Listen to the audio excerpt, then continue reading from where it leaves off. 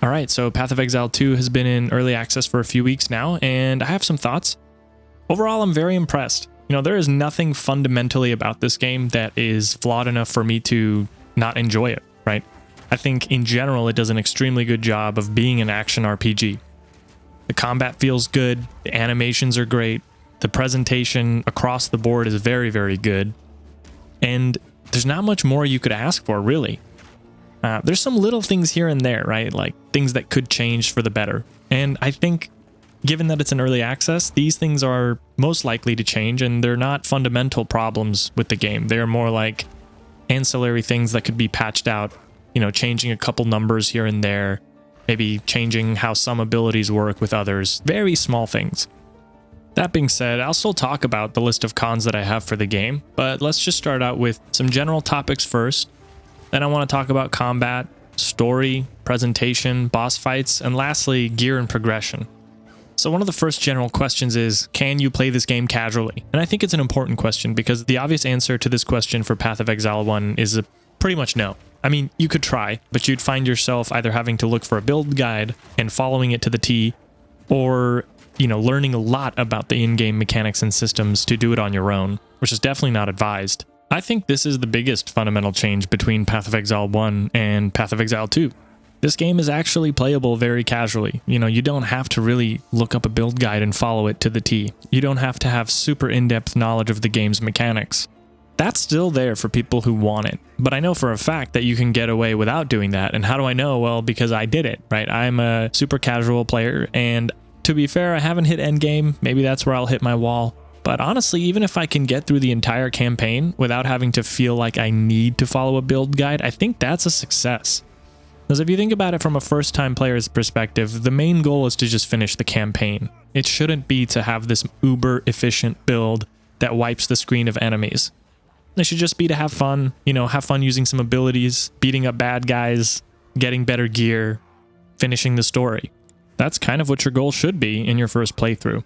All that being said, this is not a brain-dead game. It's not one where you just kind of turn your brain off the entire time. For a large portion of the game, you can do that, right? Like as you're going through levels, just spamming abilities, killing enemies, you can kind of turn your brain off. But there's going to be moments in the game that demand you to kind of think things through. And I really like that. I really like the pacing there of like, okay, I'm going to go into a zone, going to kill a bunch of stuff, get some loot, come back to town, and then go to the next zone and realize, I'm a little underprepared. Like I can get by, but I'm taking more damage than I'd like, and, I'm not doing as much damage as I would want to do. So now I have to come back to town and think through, okay, like what can I sell? What can I buy from the vendor? Is there any gear that they have that's better than mine? How do I set up my abilities? Am I using the right support skills? Have I put, the right points into my passive skill tree? These are the type of things that the game makes you think about at certain intervals. So you might be good for 2 or 3 zones and then have to reassess your character. I think that's actually a strength of the game. Not every game has to be super, super casual and super, super hardcore. And I think this is one of those games that is going to please both audiences, and that's a good thing. You give casuals the ability to jump into the game, have some fun, enjoy the progression, but you also have the ability for people who want to know-life the game to dive in super deep and understand the game at a fundamentally deeper level than the rest of the player base. The game doesn't really hold your hand, but it does a better job of explaining how it works to the player than the first game did. When you unlock new abilities, the game actually has a voice actor, like a narrator, talk you through what these abilities do and what they mean and how they interact with other abilities. And I think that's very, very good, because if you're a first-time ARPG player, this is going to go right over your head unless someone explains it to you, and the game just explains it to you. Does it explain everything? No, but it explains enough for you to get by. Another thing that I can appreciate about how this is designed is that it allows a player to make mistakes, but doesn't punish you permanently for them, at least not in all cases, right? So let's say you put some wrong points into your skill tree and you want to refund them. Well, you just get some gold and you can refund those points, right? It's not going to let you indefinitely make mistakes without some level of consequence, but, there's wiggle room, and that's nice. It's nice to have some wiggle room. Alright, so those were my general thoughts about the game. Let's get a little more specific. Let's talk combat. So I played as a warrior, mainly for 2 reasons. One, because that was the weakest part, in my opinion, of Path of Exile 1. Melee combat kind of sucked. And 2, I just like warriors. I usually either play a warrior or a paladin anytime I get the chance in role-playing games, so I just went with warrior. I'll say that the melee combat feels pretty good. It has some flaws. It might be a little underpowered, but the animations are great, and there's impact. You know, when you hit things, there's an impact. When you do your slam attacks, it does feel like you're slamming onto the ground and enemies take damage. Not all abilities are created equal, though. There are some that just leave a lot to be desired.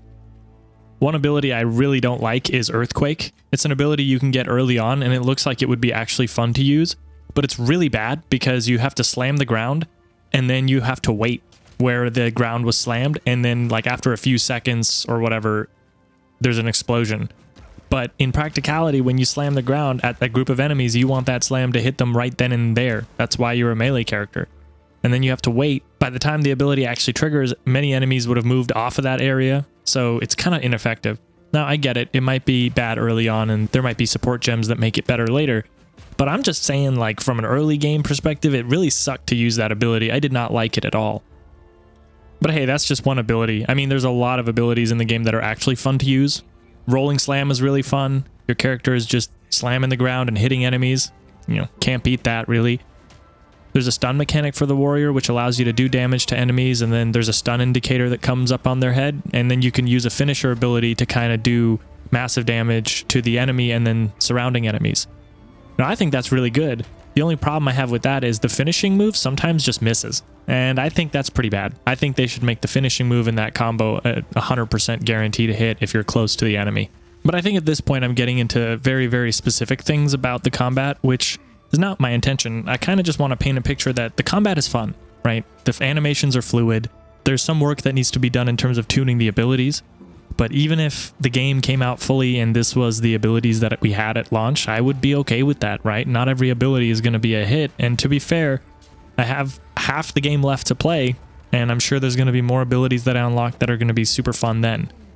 All right, let's move on from combat to something really easy to talk about, which is the story. It is pretty sufficient, and I don't mean that in a bad way, right? Like, the plot is simple, and simple can be good, right? There's this enemy out there, this madness, it's corrupting things, you're a hero, and that's simple enough, dude, for an ARPG. I don't need, like, these complex narratives and these complex characters. Frankly, you could totally ignore the story, which I know a lot of people are going to do, but if you want to learn more, you can, and that's perfect. I love games that do it this way, because sometimes I just don't give a damn about the story, and I just want to kill shit. The game will let you do that. Let's talk about presentation. So this is where most games fall apart for me, especially these days. So a game today either comes out looking pretty good but running like shit, or looking awful and running like shit. There's no in between. It's one of those two, and neither of those are good. I'm happy to say Path of Exile 2 looks great, and it runs pretty well. You don't need like the top of the line PC to play this game, but it surely looks like a top of the line game. I mean, the graphics look great. The environments look amazing. The art direction is amazing. That's one thing that is, you know, no matter how good your graphics are, you might not have good art direction. The game will look like shit. Not the case here. This game has some incredible zones. Not every zone is a hit for sure, but there are some that are just beautiful. Like there's this area with this bright red sand that's just really awesome to look at and kill enemies on. The enemy designs are really cool too, especially some of the bosses, and I'll get to that later when I talk about boss fights, but the enemies look great. They have cool moves. Not every enemy is a clone of the other. Some enemies have certain moves, some enemies poison, some enemies use lightning and fire, and you have to kind of always be aware that sometimes a group of enemies can actually kill you, and I really appreciate that. I'm glad that this game is not a screen wipe game where you just have one ability, you hit it, and all the enemies die. I mean, what's the point of even having enemies, right? So I appreciate that. But yeah, the enemy presentation's great, and the animations for the enemies are great. The gear looks good. And like I said, I haven't progressed too far, right? But the gear doesn't look awful, even in the early game. Now, it doesn't look amazing. Like, it doesn't look like you're wearing god-tier armor, and that's a good thing. There should be some level of visual progression as you go through the game, right? Your armor should look cooler as you go through it. And I think that's happening, right? The first area, the armor looks kind of dingy, but it looks good still, like visually. And then the second area, you have some more, you know, complex looking armor, slightly more, and the weapons start to look more formidable. I don't know, it's just very good, slow, but steady progression visually that kind of ties into the actual progression of your character. Very well done. All right, so let's talk about one of my most favorite things about this game. I love the boss fights. Boss fights in ARPGs are generally not good. They fall into two categories. Either they're too hard and your character is just undergeared and they one or two shot you. Path of Exile 1 definitely had this problem. Or your character is just good enough to one or two shot them or kill them in a few hits, right? That being said, the problem with ARPG boss fights is usually they don't actually feel like boss fights. Like if you play Dark Souls and you go into a boss room, especially if it's your first few times playing the game, your character is not going to be so over-leveled and over-geared that you're going to kill it, right? You're going to have to dodge, you're going to have to roll, you're going to have to fight the damn thing. And I'm happy to report that in this game, it's very similar, just from a top-down perspective. The enemies telegraph their attacks very, very well. There was a few times where I thought, okay, like that wasn't telegraphed very well. I feel like that was a cheap shot. But I don't know, 85 to 90% of the time, I really do feel like the bosses were pretty fair. And I found the fights extremely engaging. Even super early bosses had multiple phases where you think the boss fight's over and then all of a sudden the whole dynamic of how the battle's playing out changes, right? They have a second phase or a third phase. The quality of some of these boss fights is kind of what I expected towards the end of an ARPG game, right? Like, okay, it's the final few bosses. They're going to like pull out all the stops. No, man, the early game bosses are really, really fun. And they're all unique. Like, I'm not feeling like they repeat too much. Now, we'll have to wait and see if that holds true for the second half of the game. But so far, like, seriously, they're really good. And they're a huge, huge highlight for me. You definitely have to dodge roll. You definitely have to consider your build at these points. Like, this is a point of the game where you do have to think a little bit, right? Like, am I using the right abilities? What resistances does this boss have? You know, these are the kind of questions you ask yourself, and then you prepare and go into a boss fight. And there are fights where, you know, I was down to my last little bit of health and I had no healing potions left, and I finally killed it. And it felt good. Another thing to note is I never got stuck on a boss fight for more than, I don't know, 4 or 5 attempts. And I know that may sound like a lot, but these fights actually go by pretty quick. So I never felt stuck. I always felt like there was something new to try or there was some way out. So that's really good, because a lot of times when bosses are just too hard and there's nowhere else to go, it can be very frustrating. I think the game largely avoids that. We'll have to wait and see if that holds for the rest of the game. Another thing I wanted to talk about is gear and progression. Seemingly, this is a point of contention online amongst players, especially people who were fans of the first game. Now, I didn't like the gear and progression in the first game because it just felt like I was getting a ton of nonsense gear, like just tons of drops that, you know, I couldn't even tell if they were better, and even if they were, most likely I wouldn't use them because there was just so much shit on my screen that I just didn't care. This game drastically has reduced the number of drops, and I think people who play ARPGs a lot are a little taken aback by this. Like, they're like, where's my loot? It doesn't feel good. I'm not getting enough loot.